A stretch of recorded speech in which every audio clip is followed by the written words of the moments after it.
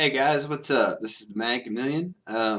Today I want to talk to you about something that might shame my credibility if it's not already shamed. I'm a conspiracy theorist. I'll just go flat out and say it. I believe in some JFK stuff and some 9/11 stuff, and I don't get wrapped up into it too much. I like to watch a documentary every now and again, and just kind of question what happened, and it's kind of my own personal whodunit. But beyond that, I don't have a little pinboard where I'm having the strings connected to, Henry Kissinger down here to Dick Cheney and all that. I don't go that far into it. But I think I have a conspiracy that we can all get behind, and that's the media.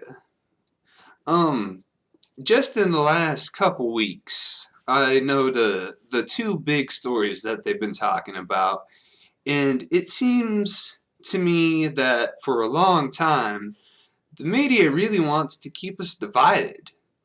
And I don't know what the strategy behind this is, but it seems very clear. And it used to not be as black and white as it is now, but let me just show you a few clips of what I'm talking about. I mean, these stories were happening on the same day, and they cut from one story to the another to the next and the 24-hour news cycle just keeps repeating these stories. So let me show you what I'm talking about. You first, South Carolina's top leadership calling for the Confederate flag to come down, but you believe the flag should stay put. Why is that? We are told by some people in the South, including people like Haley Barbour, who's the former governor of Mississippi, that, well, the Confederate flag has a rich history and it stands for wonderful things. Bill O'Reilly just said on air that it stands for bravery. Okay.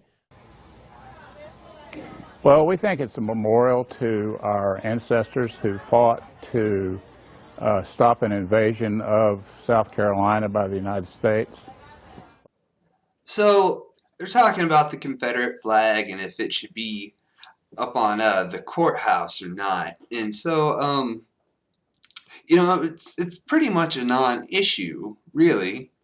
But unfortunately, and very tragically, this was also going on the same time.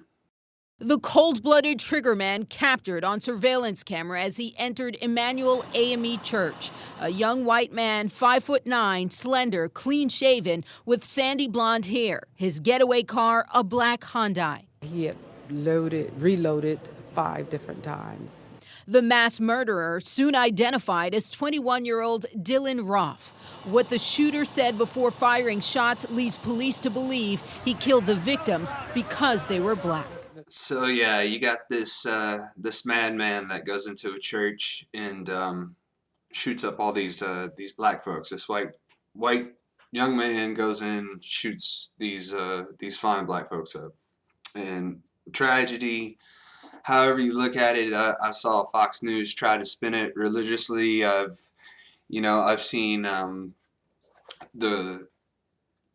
calling it a hate crime, which it is. It's racist, and I'll go one step further and call it terrorism because I think his crime meets all the definitions of a terrorist act.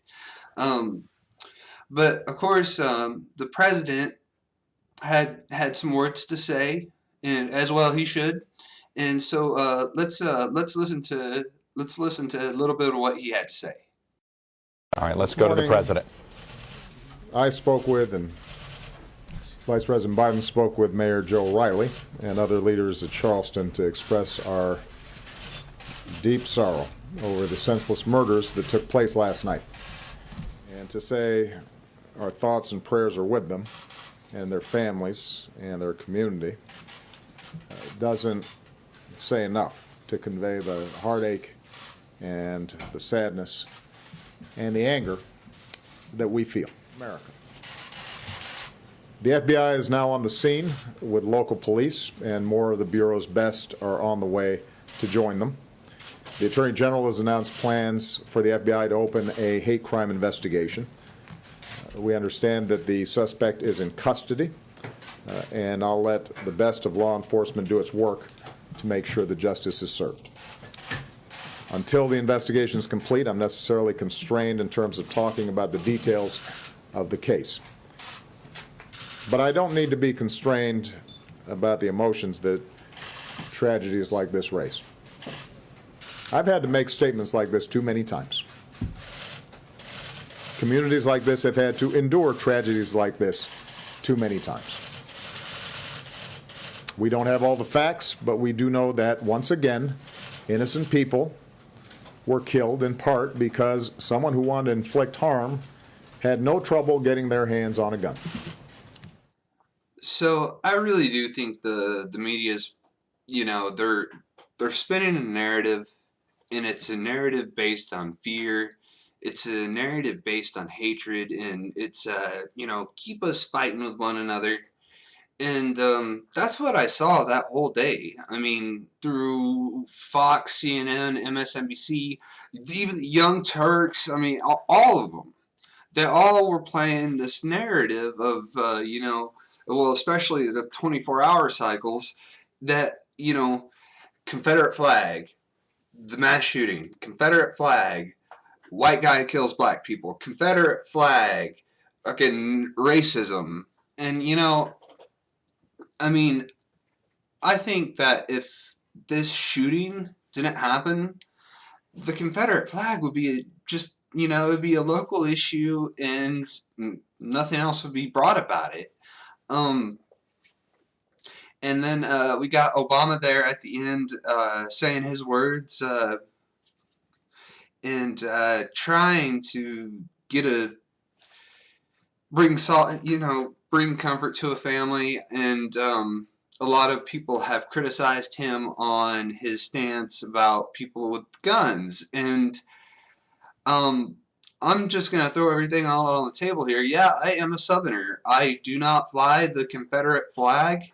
I've met some really racist people that do, and I've met some people that, they say they really believe in their heart, very nice people that are very, they love everybody, that actually have it tattooed on them because it's part of their heritage. And so I kind of understand both sides of it. I understand why Northerners and black people can see the Confederate flag as it's hatred. It's hatred for them, and I understand that. And I understand why a lot of white folks, and some black folks too, you'd be surprised, actually really respect and honor the Confederate flag and have an idea to them of what it stands for. So, as I said, I don't fly it, and I don't really have an opinion on that matter. And as I said, what this guy did was, it was an act of racism, terrorism. It was horrible. Shit like this should never fucking happen, ever. But, I mean, I think that should have been just the ongoing story, the breaking news of the day. I mean, we didn't need the Confederate flag narrative, draped over this. And, I mean, that's kind of, it's sickening that, these 9 dead black folks, it kind of feels like their memories being draped over by the goddamn Confederate flag. And I showed you Obama there at the end because a lot of people are losing their shit, saying Obama's gonna ban guns.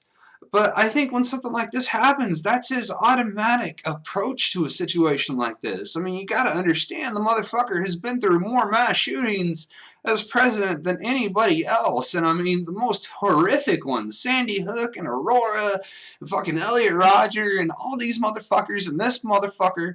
And I mean, so, I don't own a gun. I don't like guns. I think something that powerful that doesn't run on electricity is fucking evil as it is. But, and I'm not against them either. You can have them. And you can fucking have a Confederate flag outside your house, too. You can't go around shooting motherfuckers.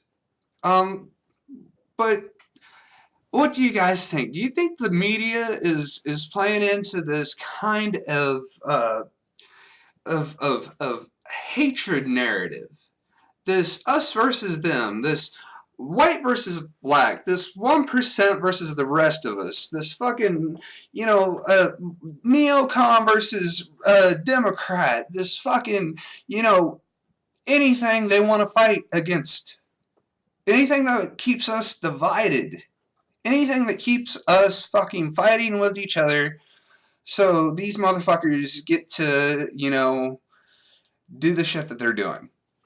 So tell me what you think. I know this has been a little long video, so thank you if you made it this far. I'm the Mad Chameleon. Thanks for watching. Peace out.